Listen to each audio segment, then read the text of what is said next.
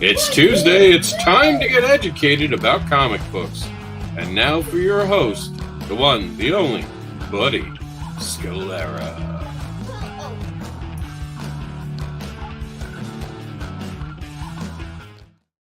All right, it is Tuesday night, and if it is Tuesday, that means it is Comic Book School Live night. We own Tuesdays, and this Tuesday, February 8th, we'll be talking about business news and comic books and what it means for you as a creator. Now, I think the important thing to note is that we love to talk about the craft and the business, and sometimes you just have to spend some time talking about the business because ultimately, if your goal is to make comics that keep the light on, the light, like you only have one, to keep the lights on in your life, then you need to understand the business part of it.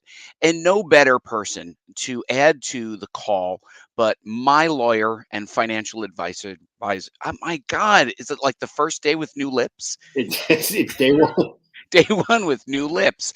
Mike, how are you today? I'm doing well. Thank you for asking, bud. How are you? I am doing well. Now, Mike, it is worth noting that you and I both earned a paltry living, You working could full call time, it that. a paltry, insultingly low salary in comic books, and I got to tell you, it was some of the best time of my life. Yes. Yours too, right? Yes, it was. Good times. And then that led to bigger and better things. I went on to write comic books for Marvel Comics, sharing in the awards. I'm sure you've seen ticker tape parades in New York City. That was for the comic book work that I did for Marvel Comics. It was And very of well course, received. you won a couple of awards moving on to write television or something, right? Yeah, things, something like Emmys, I think they're called. Yeah, Emmys. yeah, three of them. It sounds like plural. Yes, yes, three, Mike, you've won three Emmys, three. three Emmys. But your life started in comics, right? It did. It started in comics. I was even in comics before you were in comics, at Uh, least as far as Wizard As goes. far as Wizard goes, that's right. So we bonded over Wizard, and some of the news that we're talking about tonight, I think will hit home for us. I think it really is important for people who work in comics or aspire to work in comics to understand how the business works and doesn't work. Vince was just making a joke that my new lips were tripping me up, and that's why I was putting Vaseline brand Vaseline on my lips. Just Yes, they I, they they're they the people funding the show. They throw millions at us. They were going to fund a Super Bowl ad, but they ended up funding us instead. And it looks like War Dogs Gaming and Comics, Hell Buddy and Mike. Wow, yeah, I I like am. them. I got to tell you, that is actually, I know, not a sponsor, not an ad. No, no, no. We do this show at a financial loss. That's right, Mike. Right? We do. I don't feel the loss because I don't have anything to do with it. But No, but my lips are soft and moist. that's why you have bad lips because you had to give them up for the sponsorship and all that. I did. And Vince said this is getting awkward, and it is already awkward, Mike. It's not getting awkward. It's really It's creepy. been awkward for about 20 years. Yeah. So anyway, 20 years ago, Mike and I met at Wizard Magazine. A lot of you, moist. Yes, moist. What word makes everybody cringe? It is moist. Um, so, some 20 years ago, Mike, or longer actually, we met at Wizard, where I was hired to be the online editor. What were you there? Uh, at first, I was the researcher. I got all the pictures and the articles and thing, or for the articles in the magazine. Wait, what does that mean? The researcher, like literally, you applied for a job that was called researcher. Yeah, yeah. They would say, "Hey, we need a picture of Hulk," and I'd have to go find a cool picture of Hulk. So I had to research. That was a job. Yeah, that was it. How long did you work at Wizard?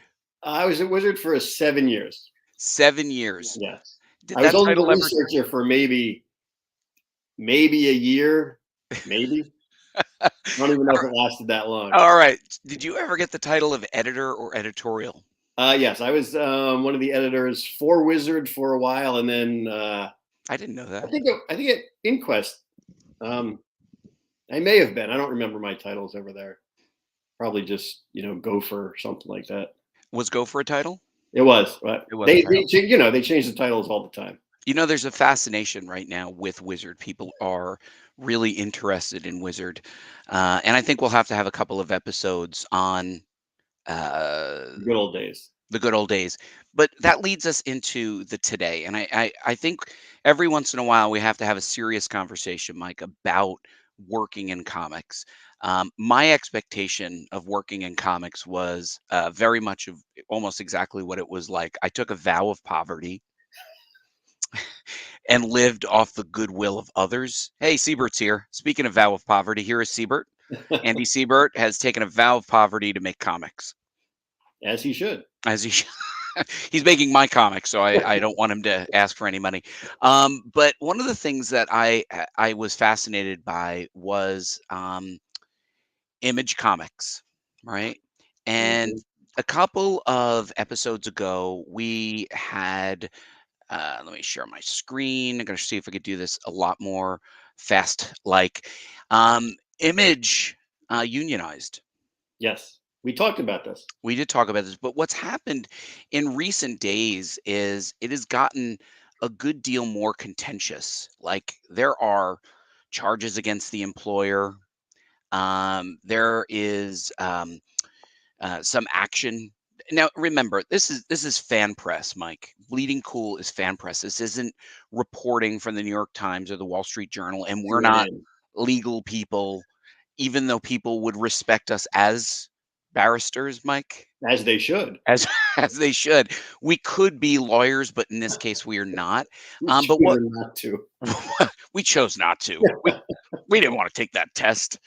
Um, One of the things that was interesting was recently an issue published by Jim Valentino took the names off of all of the image creators that were part of the union. So I heard that. image and the union are not necessarily getting along. And so we'll include these in the show links for people to talk about. But I think one of the things that's very interesting, Mike, is that the creators have a list of like grievances where they want to be treated fairly.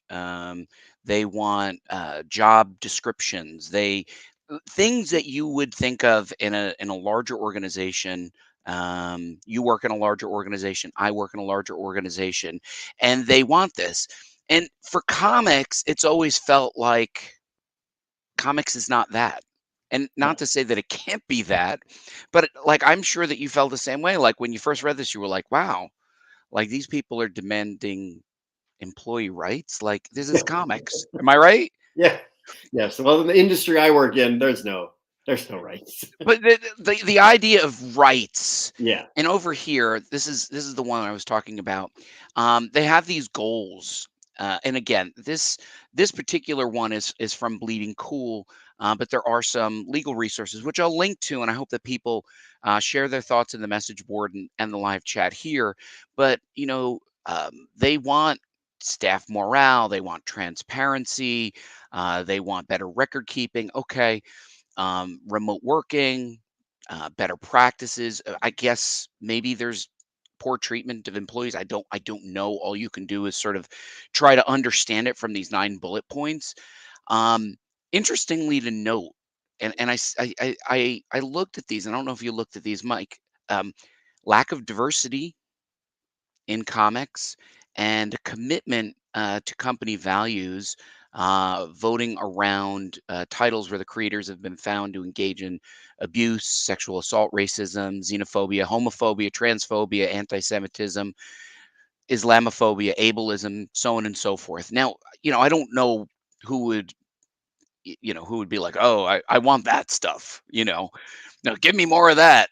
But I just found it interesting, and not to be critical of any of these things, but like when I was working in comics and you were working in comics, like you just took abuse. Yeah. I mean, there's no other way to describe it. Like they gave you crap and you took the crap and you just put up with it, right? Well, that was part of it, because those were you're paying your dues to get up to the higher levels. So when you're just an intern or a PA or even at one of the low level jobs, that's kind of just what happened. So there was no, You oh, you have no, to you do just this. said a PA. Now that's a film and television. What's a PA again? That's a production assistant or Production something. assistant. Yeah. Yeah. Now the PAs, they put up with a lot of guff. Oh yeah. Well, the PAs are the low. No, the interns are the lowest of the low, which we had at Wizard. They were the ones that That's always right. run out and get our food, and oh hey, go do this, and they have to go do it, and that's Now is guff a legal term? Is it like part of you put on the resume? I it put up is. with guff. We'll take guff. We'll take up now. Comics runs like no other business.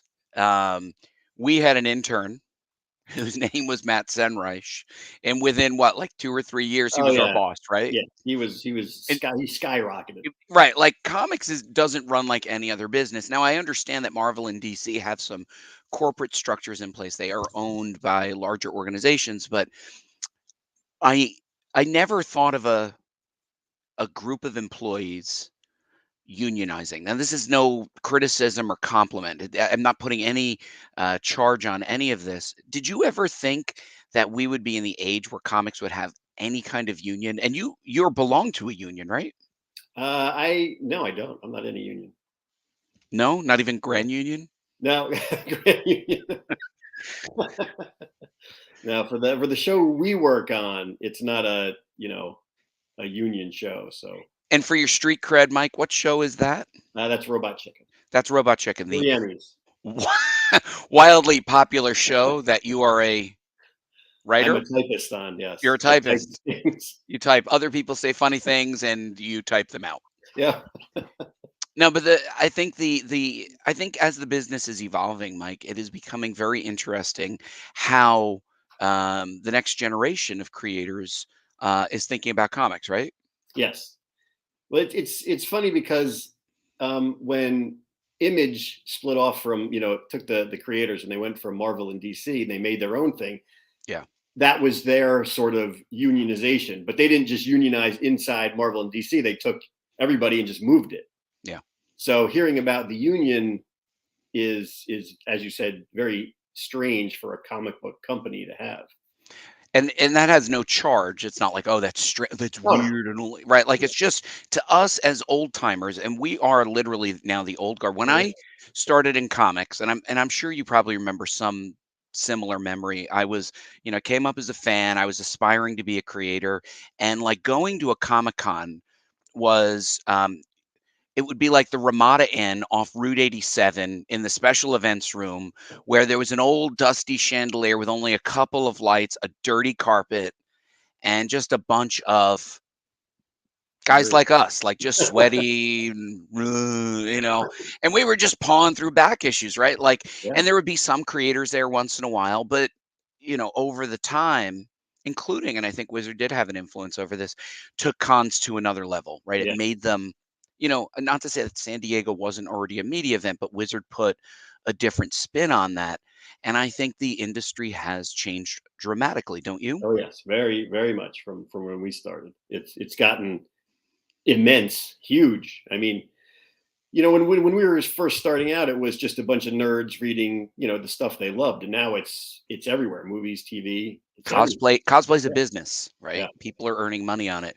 The interesting thing that I was talking about another old timer about was the comic scene, right? Being in the area of Marvel and DC, and some of the smaller publishers, including Harris and Crusade and Dynamite, there was like I would say a scene. There was a community. There you could go to the Marvel Nights parties, or you wouldn't go to the Marvel Nights parties, but you know what I mean. Yeah. Right, but you Oh, went to all the Wizard parties. You yeah. lived in the Wizard house. Just tell people what it was like and who lived in the Wizard house, Mike. Oh, we had Pat McCallum, we had Brian Cunningham, Tom Root, Andrew Carden. We had the whole. I mean, that was the Wizard House. That was the. Why was there a Wizard house? Because you guys didn't get paid enough. We didn't get paid enough. We all lived together. Right. So you worked a day job together, Yep. Then and we went then home you together. went home. Did you guys talk about work when you got home? No, usually we played one of the wrestling games on the Nintendo. So you'd go home, you eat a quick dinner, and then you spend the rest of the night just playing With the video same guys that you just worked the whole day with. same guys that you played video games with in the office.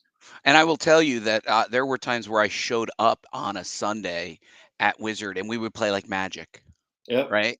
Yep. Like it was, but that was the community. Now, part of the other community, and I would go to the city. There were some of us, like Mark Wilkowski, would go into the city, and uh, uh, who else went? It wasn't a lot of Wizard people. Jen Santo Pietro, a lot of them Phil would go Colligan into the probably set went. to the city, right, to those Marvel Yeah. Knights parties, and we would get to see people. There was a community, and there was a scene. I don't know what that scene is today, and I can't imagine that in the days of COVID you would have it, but I don't even know if before that there was a scene per se. Do you? I'm sure there was. There had to be, these huge part. And I'm sure they got huger as much more huger Yeah, as no, time you're went a on. writer, right? Yeah, I typist. I type. A typist, yeah. Good with verbs. Yes. But it's interesting, and I don't, and I kind of looked at this in a circular way, which was, I wonder if something like this would have happened in the age when people were getting together more frequently and seeing each other, and if it is a product of today, right? Is a product of today. And not that unions haven't been, and unions have always been around for as long as we're alive. Yeah. So it's not that unions are new, it's just new to comics. Yeah. And it's something that now they know it can happen. Like before, you probably wouldn't even thought about it. Like when we were coming up through the whole industry, you wouldn't Somebody would have even, been like, "Oh, you want yeah, to join a union?" I'm like, "What?" it wouldn't have even entered your mind. But now people are like, oh, this can happen. So why not do it and get Yeah, and people for the together? amount of money that we got paid for Wizard, we wouldn't have been able to pay our union dues. Yeah. Like we lived off of the free stuff in the back of the Yeah, I warehouse. was living with my parents before. I mean, before the Wizard House, I was with my parents, which was Wow. nice. I was thinking of moving in with your parents now. Yeah. It's nice setup there. But Yeah. anyway, I think it's very interesting. There are people chatting in the thread here. I want to jump on to another topic, Mike. What do you think? Sure. All right. Did we So discuss that one enough? I think so. I got bored of talking. So Okay. So the union's boring. We're done. all right. So interestingly enough, also on Bleeding Cool, which seems to cover a lot of these business-like topics. Rich Johnson, he's been in the business a long. He was in the business when we were at Wizard doing Bleeding Cool. This guy is I don't know him. I only know his byline. And again, like the information that we see from the uh, the image union, we need to look at this and say, okay, we're reading the fan press. We don't see two sides of the story. All we see is what the fan press has reported, and they might be right, but we don't know. But it is an interesting element. Uh, were you ever familiar with Action Lab I never Comics? heard of them until you sent me the link. Okay. So Jamal Eigel, who has been on a guest on our show several times, worked for Action Lab. I had actually sent in some submissions to Action Lab. They rejected me. So Rejected I them. yeah, like I'm like, now I'm gonna get back at them. No, it's nothing like that. I'm not going Um, to let them publish my stuff. yeah, they don't deserve my bad stories. Um, the interesting thing that's happening, go over here and over here, is there is a class action lawsuit that has been filed against Action Lab, and it caught my attention. Class action means a bunch of people get together and share one lawsuit with the intent of coming at the person or the people or the business with a lot more weight, right? Like, because all this proof. This is at a website called topclassactions.com. Who knows? I don't even, I don't know if they're legitimate or not. But they gave an overview of what happened. And it seems that quite a few creators lost money or earned money and never received that money. And then what the article with Bleeding Cool did was it went through.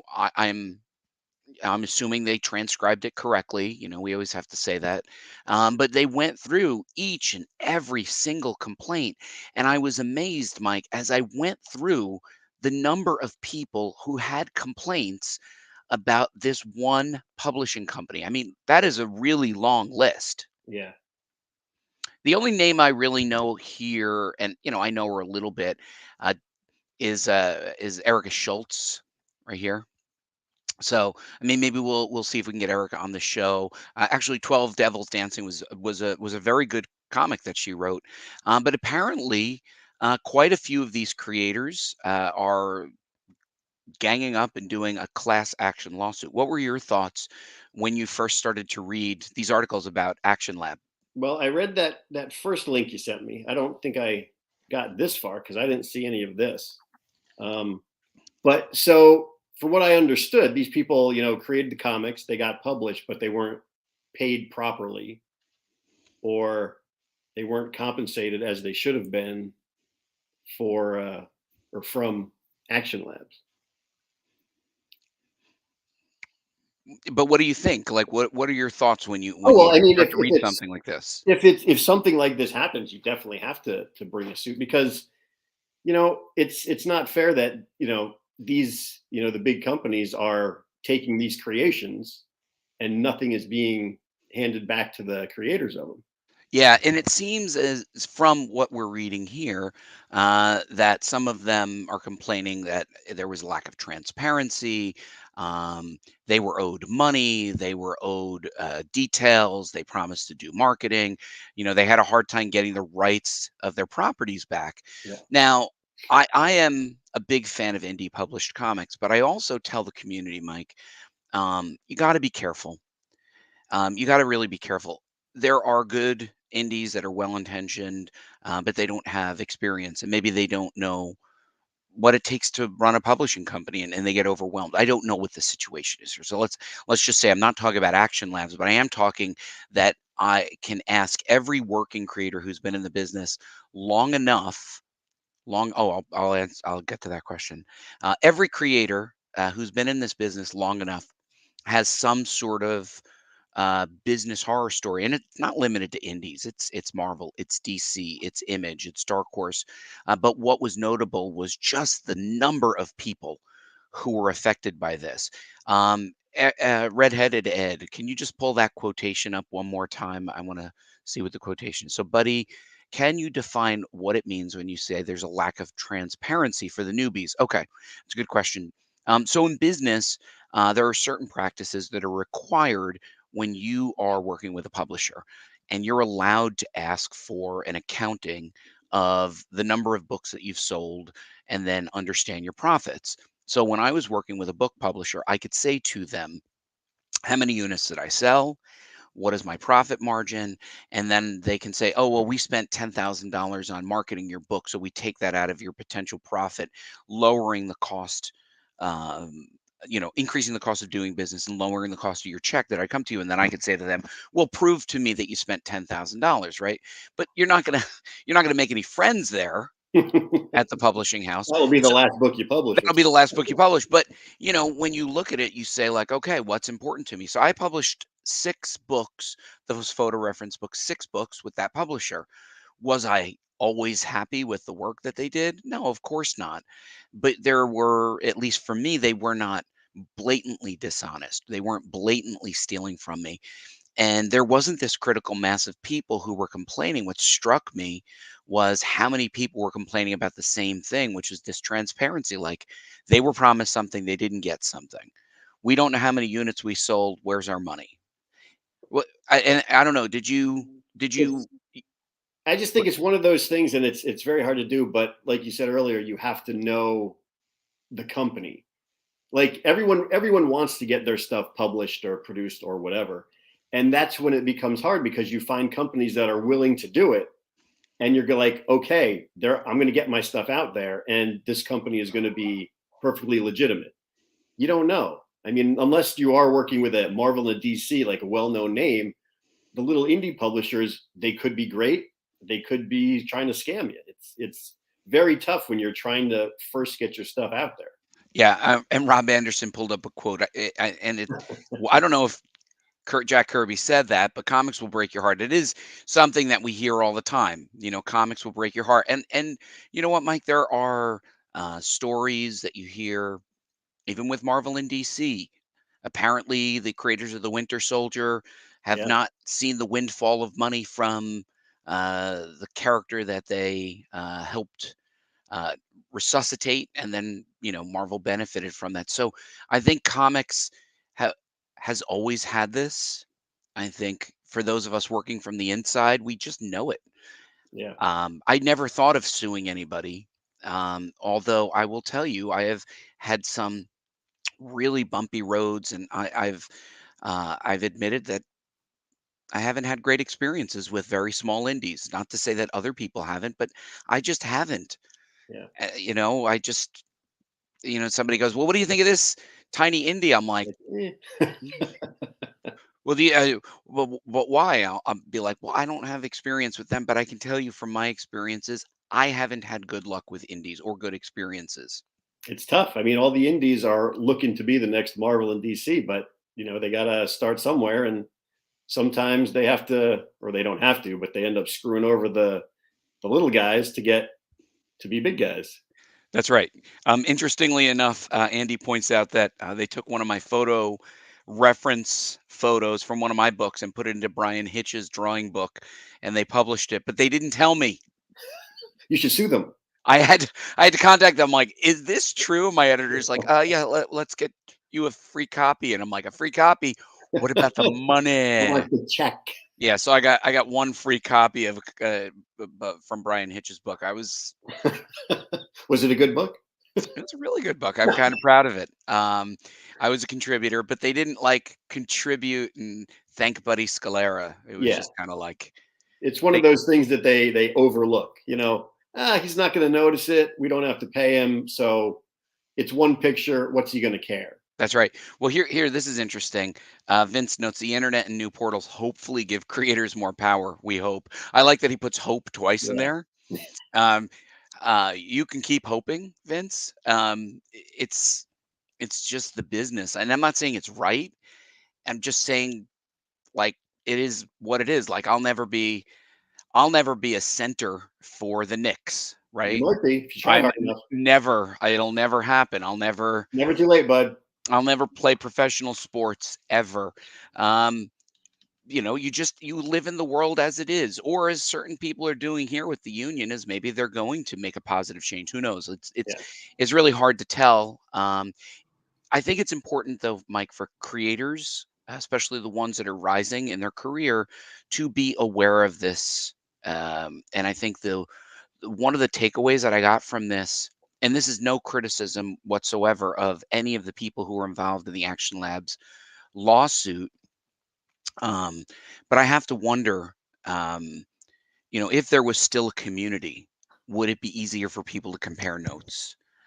When you think about getting together at the parties and people are talking and the conversation comes up, and oh, you got screwed by this guy, oh, he owes you money too, and you have to wonder if, like, the decentralization of a lot of these communities has led to less information being exchanged. It's possible, but I mean, the communities now is all social media, and it's easier to actually get in touch with people now than it is to have a party. I think I don't think, you even know when you what. could have parties. You know what? And here's, I think social media has made everybody their own media company. Everybody's out there holding a sign promoting themselves. Like, we have the message boards on Comic Book School, right? They're flat. Everybody is the same level. But when you're on Twitter and there's someone else with 1.5 million followers, that's not the same. Yeah, And they're, what are you going to do on Twitter, right? Publish something on the Twitter platform. Like, I don't know. It's decentralized, and Twitter's so fast, yeah. right? It's like lightning. Um, so I think that, look, we have our message boards. I encourage people to go to our message boards and check these things out, Mike. But I think people as creators need to be speaking to each other, especially if you're working for the same publishing company, and find a way to get together and say, hey, how'd this work out for you? Right? People aren't comfortable sharing salaries. Like, you don't go to the other people at Robot Chicken and go, how much money you make? That's awkward. But if They always people are, make more than me. and do you use that voice? How much money you make? Um, but I think you're well within your rights to talk with other creators and ask them, hey, is this person good to work with? Yeah, yeah, absolutely.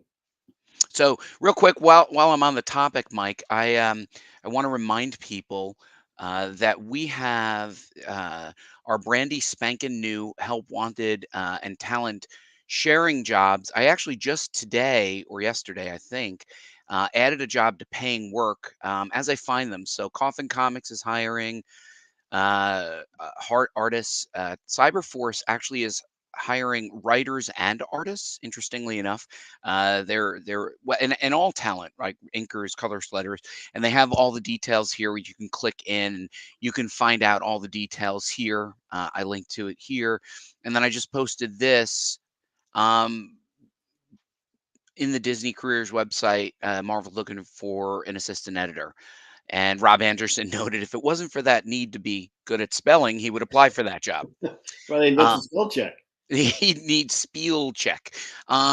Anyway, if you're interested in working in comics and getting some information, this is a good place to go.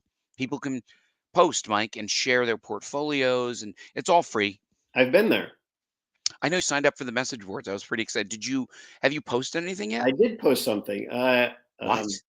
I did, yeah. I'm surprised you didn't see it. The bells and whistles should have gone off. The bells and whistles should have gone off. And real quick, it is worth noting that our main forum is obviously the most active. People are having lots of conversations. And then, Mike, we're about to embark pretty soon on a free program to learn about NFTs and cryptocurrency for creators. So people who want to learn about this should go to this message board, register. It'll be a free course. And Always free. we want people to understand what crypto and NFTs mean for them as comic book creators. Yes, because I don't understand any of that. So I'll be there. You will be there. And D Alley notes, honest conversations are hard in person and in virtual worlds. But Mike, we're honest right now, right? Yeah, I think so. We are, right? We're pretty Yeah, honest. I believe we're honest. I feel like you're on the level, like you're like, I'm not sure I'm honest.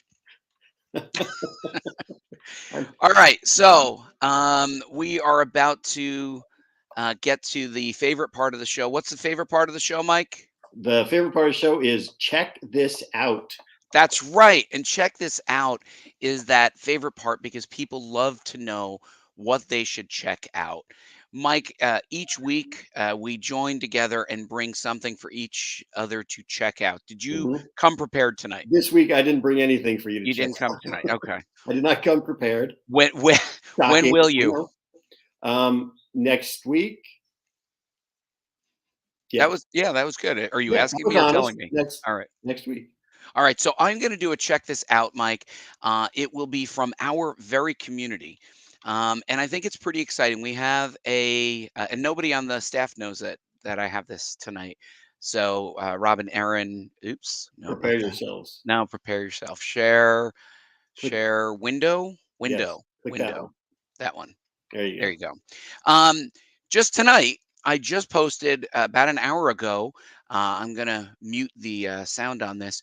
So, Jared Elvin is part of our community, and he has contributed to both of our anthologies, and he runs a Patreon page.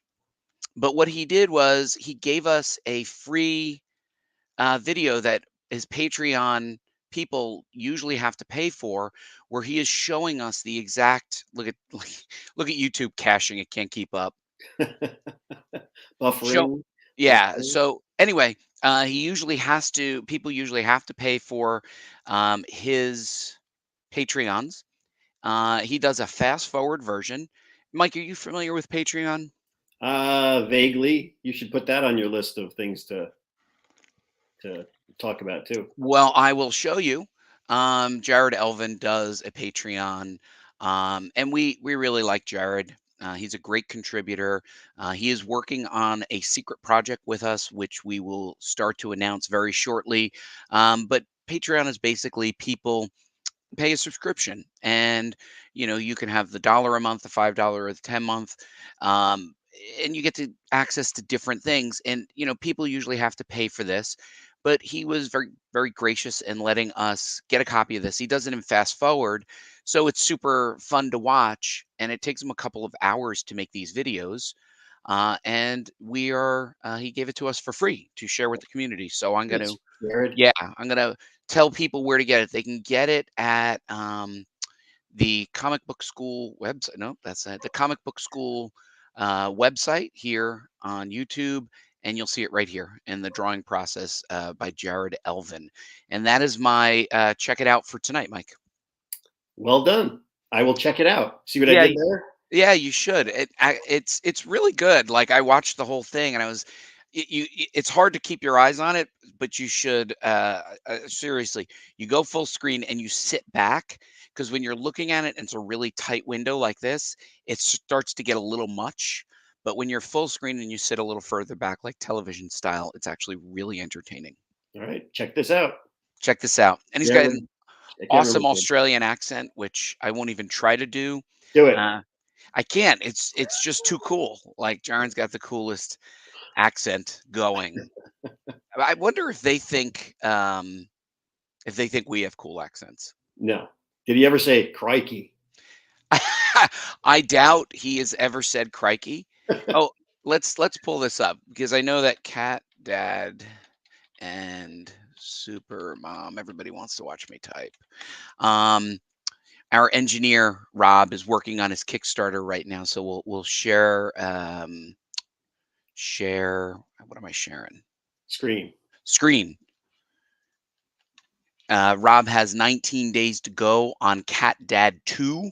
They have this super cute little Kickstarter thing that they do, and it's all life affirming, and it's for kids, and it's super cute, and it is with Rob Anderson, our beloved Rob Anderson, and the graphics on it are like they're ready for what was that TV show, Johnny Bravo? Yeah. Doesn't it look like Johnny Bravo a little bit? Looks a little like Johnny Bravo. Looks a little bit like Johnny Bravo. It's But got this is Cat Dad and Supermom. Cat Dad and Supermom, creator owned on Kickstarter by one of our beloved editors, Rob Anderson. He's at 564 to 1500. It is super cute, and people should support it. What do you think? I'm gonna check that out. Oh, that's right. Jared actually made the check it out graphic that we showed. Way to go, Jared. Yeah, way to go, Jared. So that's it, Mike. Thank you, everybody, for joining us. It is always great to see you. We appreciate your comments and your encouragement, but we would be doing this by ourselves anyway, even if you didn't show up. So we don't care. We don't care if you come ever again. That's why we're not prepared. That's why. Actually, this was the first time we were prepared, and I think we added a little bit of insight about what it was like when we were taking our lumps and paying our dues in comics. Am I right, Mike? Yes, the old lumps and dues. And now we've ascended to doing a free show on YouTube. Now I'm taking my lumps and dues here. Yeah, taking your lumps. All right, Mike, we will see you next week. Maybe we'll get a guest or something. Thanks to Jared, thanks to our engineers, and thanks to all of you for coming. We love you guys, and we will see you next Tuesday.